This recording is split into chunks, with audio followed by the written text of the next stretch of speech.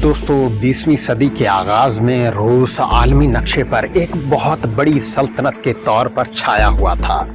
उसका तूलो अर्ज, बहुत ज्यादा आबादी और एक बड़ी फौज उसकी बड़ी ताकत होने के तासुर को मजीद मुस्तहकम करते थे, और यही वजह थी कि वो आलमी ताकतों के दरमियान अज खुद आ मौजूद हुआ था। यही वो वजूहात थीं जिनकी बदौलत फ्रांस रूस के सहले रवा के जर्मनी को रौंद डालने के खिलाफ और उसके ख्वाब को देख रहा था और उसको कर्ज पर कर्ज दिए जा रहा था। बरतानिया के ऐसे अशराफ जो सैनेट से ज़हनी हमआहंगी रखते थे, हुकूमत को ये बावर करवा रहे थे कि रूस एक बहुत बड़ी कुव्वत है जिससे दोस्ताना ताल्लुकात रखना ही मुनासिब होंगे। उस मुल्क की सही कुव्वत का अंदाज़ा लगाना अहले मगरब के लिए खासा मुश्किल रहा है। आदाद शुमार उसे बहुत बड़ी कुव्वत ज़ाहिर करते रहे हैं, मगर ये रूसी आदाद शुमार अक्सर औकात मैदान अमल में नाकाम रहने की वजह से आलमी मुबस्सरीन को नज़र में मशकूक बन चुके थे। जबकि रूसी अफवाज 1850 से जंग अजीम के आगाज तक मुख्तलिफ जंगों में बुरी तरह शिकस्त से दो चार थी। मुल्क अंदरूनी खलफशार का शिकार था। 175 मिलियन की आबादी में अक्सरियत इंतहाई पसमानदा जिंदगी गुजारने पर मजबूर थी। फिर वो सैकड़ों मुख्तलिफ अक़वाम और मकबूजा रियासतों और इलाकों पर मुश्तमिल होने के बायस तहरीक यकजहती और कौमी जज्बा हुब्बुल वतनी से महरूम था। ज़ार निकोलस दोम रूस का बादशाह था। 1905 में जापान से शिकस्त के बाद मुल्क के सियासी हालात बेकाबू हो गए और ज़ार के इख्तियारात में कमी आई और इब्तदाई तौर पर रूस की मारूफ इलाकों के नुमाइंदों को पार्लिमानी निज़ाम के तहत रियासती डोमा यानी पार्लियामेंट में मुंतखब होकर अहम फैसलों में मुशावरत का मौका मिल गया।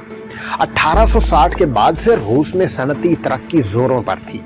तेल की पैदावार पूरी दुनिया में दूसरे नंबर पर थी। बैरूनी तिजारत में भी आए रोज इजाफा हो रहा था और 1914 में चौथी रूस आलमी ताकत बन गया था। मगर सनती उमूर ज़्यादातर गैर मुल्कियों के हाथ में थे और मकामी आबादी की अक्सरियत नातजर्बाकार और गैर हुनर थी। कर्जों पर मुआशी बुनियाद डाली गई थी और 20वीं सदी के आगाज में रूस दुनिया का सबसे ज्यादा कर्ज लेने वाला मुल्क बन चुका था। रूस बुनियादी तौर पर एक ज़रई मुल्क है जो 80% खेती बाड़ी पर गुजारा करता है, जबकि बकिया आबादी का अमूमी रुझान देई और हयात की जानब है। दूर दराज पसमानदा इलाकों में ज़राअत के लिए पुराने और फरसूदा तरीके इस्तेमाल होने के बायस मुतवक्के नताइज हासिल नहीं होते। एक तरफ तो ज़रई पैदावार में 2% सालाना इजाफा होता था, जबकि दूसरी जानब 1.5% सालाना आमदनी बढ़ने का तनासुब भी था। इसकी ज़रूरत पूरी करने के लिए ज़रई पैदावार नाकाम थी। मुल्क की मजमूई सूरत हाल इंतहाई पसमानदा थी, मगर अरबाब इख्तियार उसे ज़बरदस्ती दौरे जदीद में घसीट रहे थे। हुकूमती तरजीहात में ताकत और गलबा सबसे अहम थे, इसीलिए 1913 में मसल्ह अफवाज के लिए 970 मिलियन रुपए का बजट मुख्तस किया गया, जबकि तालीम और सेहत की मद में सिर्फ 154 मिलियन मुख्तस किए गए।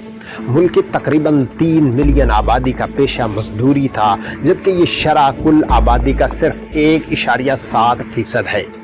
मजदूरी की उजरत अखराजात की निस्बत कम थी। सेहत और तालीम वगैरह की सहूलियात का फुकदान था। घरों की हालत अबतर, नकासी का कोई ख़ास निज़ाम नहीं था और शरह अम्बाद पूरे यूरोप से ज़्यादा थी। कारखानों से बेजा सख्ती की जाती थी। उन्हीं अवामल ने 90% पसमानदा आबादी के जहनों में हुकूमत और पूरे निज़ाम के खिलाफ नाराज़गी का जज्बा पैदा कर दिया। 1912 से 1914 तक अवामी एहतजाज और गिरफ्तारियों और हलाकतों का ग्राफ हैरत अंगेज तौर पर बढ़ गया। रूस की हर हुकूमत के लिए किसानों का मसला निहायत गंभीर रहा है। 1908 में वजीर दाखिला ने किसानों की कम्युनिटी तोड़ना शुरू की तो ये आग फिर से पूरे जोर से भड़क उठी।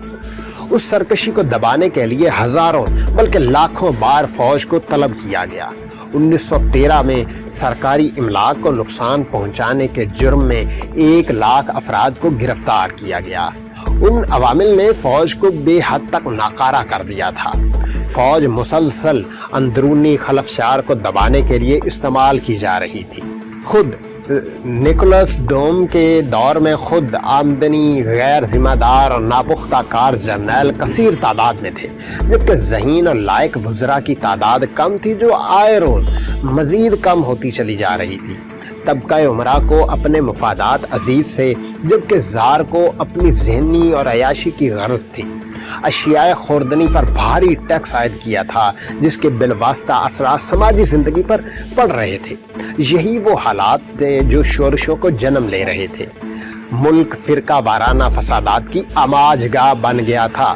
جنگ کے آغاز پر روس میں پارلیمانی طرز کی بادشاہت قائم تھی۔ زار نکولس بادشاہت پر براجمان تھا۔ حکومتی معاملات میں مشاورت کے لیے ریاستی پارلیمنٹ تشکیل دی گئی تھی۔ ملک کی کل آبادی 175 ملین تھی، جس میں سے 7% آبادی شہروں میں رہائش پذیر تھی۔ ملک کی 80% آبادی کا دار و مدار زراعت پر تھا۔ ملک میں خواندگی کی شرح 30% تھی۔ پڑھے لکھے اور ہنرمند افراد کی شدید قلت تھی۔ لوگوں میں ترقی کا رجحان بھی کم تھا۔ بہت بڑی اکثریت انتہائی قسم پرسی کی حالت میں زندگی بسر کرنے پر مجبور تھی۔ فصلوں پر قدرتی آفات کے اثرات سے کسانوں میں بھوک، افلاس اور فاقہ نوبت آ چکی تھی۔ پھر کسانوں کی کل آبادی کے 5ویں حصے کو زبردستی فوج میں بھرتی کیا جاتا تھا۔ روس ایک وسیع و عریض رقبے پر پھیلا ہوا تھا۔ اس ملک میں پولینڈ اور فن لینڈ کے بھی شامل تھے، جبکہ دیگر کی چھوٹی چھوٹی ریاستیں صوبوں کی شکل میں تھیں، جہاں کئی اقوام کے باشندے رہتے تھے۔ اس طرح روس میں قومی یکجہتی پر مربوط معاشرتی اقدار کی شدت میں کمی کھلے طور پر ظاہر ہوتی تھی۔ ملکی آبادی کا ایک طبقہ جہاں قدرتی بادشاہی نظام کو شد و مد سے حمایت کرتا تھا، وہیں درمیانے اور نچلے طبقے کے اکثر لوگ نظام اور حکومت دونوں سے شدید نفرت کرتے تھے۔ مجموعی طور پر ملک جنگ کے آغاز پر خانہ جنگی، اندرونی خلفشار، فرقہ واریت اور معاشرتی ناہمواری کے بری طرح شکار تھا۔ ملکی فوج ان شورشوں کو دبانے میں مصروف تھی، اور اس طرح ایک طرف تو جملہ ذرائع قومی آمدنی صنعتی پیداوار پر بہت برا اثر پڑ رہا تھا، جبکہ دوسری طرف فوج کے اندر بزدلی اور بیزاری کی کیفیت سر اٹھا رہی تھی۔ 20ویں صدی کے آغاز میں روس کی معاشی اور اقتصادی حالت گزشتہ صدی کی نسبت بہتر ہو رہی تھی۔ مہیا شدہ اعداد و شمار کے مطابق اس ملک میں صنعتی ترقی اپنے زوروں پر تھی۔ جنگ کے آغاز پر اس کی فولاد کی صنعت سائنس اور آسٹریا ہنگری سے بڑھ چکی تھی۔ سود سازی بھی مذکورہ دونوں ممالک کی نسبت زیادہ ہو رہی تھی، اور اسی دور میں کیمیائی اور برقی صنعت کا بھی اچھا آغاز ہوا تھا۔ امریکہ کے بعد روس دنیا میں سب سے زیادہ تیل کی پیداوار کرنے والا ملک تھا۔ دوسری طرف توانائی کے دوسرے ذرائع یعنی کوئلہ کی پیداوار میں بھی شدت سے اضافہ ہو رہا تھا، اور 1914 میں کوئلہ کی پیداوار 36 ملین ٹن تھی۔ روس میں تجارت کو مستحکم کرنے کے لیے خصوصی اقدامات کیے گئے۔ ریلوے لائن جو 1900 میں صرف 31,000 میل بچھائی گئی تھی، وہ 1914 میں بڑھ کر 46,000 میل پر محیط ہو گئی تھی۔ روس کے مغرب میں جرمنی، جنوب مغرب میں آسٹریا ہنگری، جنوب میں رومانیہ، بحر اسود اور ترکی واقع ہیں۔ اس جغرافیائی حیثیت سے روس 3 جانب سے اپنے دشمنوں سے گھرا ہوا تھا۔ پوری 19ویں صدی اور بعد میں روسی افواج اور پھر یورپ میں سب سے زیادہ تعداد میں مجموعی طور پر 60,71,000 پر مشتمل فوج دیو ہیکل کی حیثیت رکھتی تھی۔ تاہم ملک میں مواصلات اور آمد و رفت کا ناقص نظام کسی قسم کی فوری پیش رفت پر یا نقل و حرکت کی اجازت ہرگز نہیں دیتا تھا۔ روسی گھڑ سوار فوج کے 50 ڈویژنز تھے جس کے پاس 10 لاکھ گھوڑے موجود تھے۔ 1914 میں دفاعی ضرورتوں کے لیے کثیر رقم خرچ کی جاتی تھی، تاہم یہ رقم فوجیوں کے کھانے پینے اور گھوڑوں کے چاروں وغیرہ کے لیے استعمال ہوتی تھی۔